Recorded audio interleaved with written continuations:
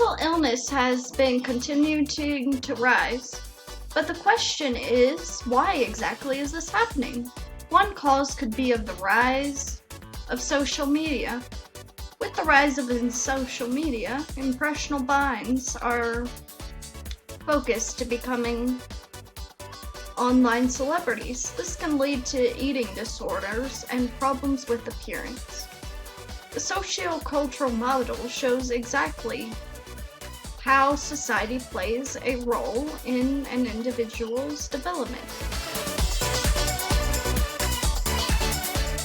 Gives an insight as to why this may be. As explained by Sandra Santarosa, for females, the social-cultural model suggests that BI disturbances are the result of a pervasive societal pressure to be thin and lose weight. Whereas for males, the ideal body should be tall, muscular, and mesomorphic. Due to these trends portrayed by society, media, many adolescents may find that their bodies are undesirable or even ugly.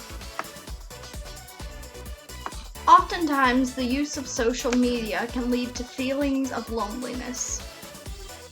As stated by Lawrence Robinson, a study at the University of Pennsylvania found that high usage of Facebook, Snapchat, and Instagram increases rather than decreases the feelings of loneliness. Conversely, the study found that reducing social media usage can actually make you feel less lonely and isolated, and improve your overall well-being.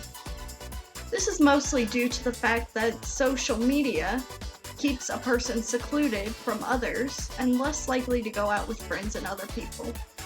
This loneliness can often lead to depression. Environmental factors play a role in this as well. As Charles Schmidt has commented, scientists define environment in the realm of mental illness broadly, some going so far as to suggest it encompasses everything that isn't an inherited gene. That's a departure from traditional thinking in environmental health.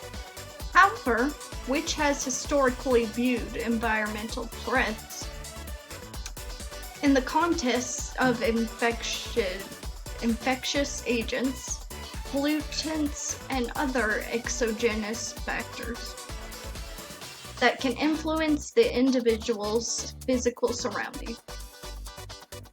Environmental threats to mental illness, to mental health, include these traditional parameters, along with pharmaceutical and illicit drugs, injuries, and nutritional deficiencies, but also consist of psychosocial conditions that relate to the individual's perceptions of the social and physical world. For example, when it comes to the MAO gene found in some people, this can cause a person to be more violence-prone. Factors such as high stress environment can cause people to become more prone to mental illnesses such as schizophrenia. Another factor that has led to mental illness is the ongoing pandemic the world is facing. With people losing their jobs or having more stressful work environments, this has led to the rising numbers. As Nimrita Panchal shows, during the pandemic, a larger than average share of young adults ages 18 to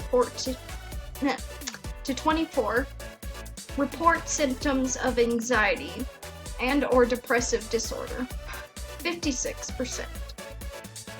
Compared to all adults, young adults are more likely to report substance use, 25% versus 13%, and suicidal thoughts, 26% versus 11%. Why it is clearly shown that mental illness causes have been rising over time some disagree with the points that I've shown. As Hafner H. comments, the impression that the prevalence of mental disorder has been increasing during the last decade is only partially justified. The considerable increase in the demand for psychiatric and psychotherapeutic help is influenced by quite a number of factors that vary in nature and direction. While it may be true that other technologies, such as the increase of mental health services and stigmatization of mental illness, has led to more people getting diagnosed, this isn't to say that other factors such as COVID and social media have left an increase in as well.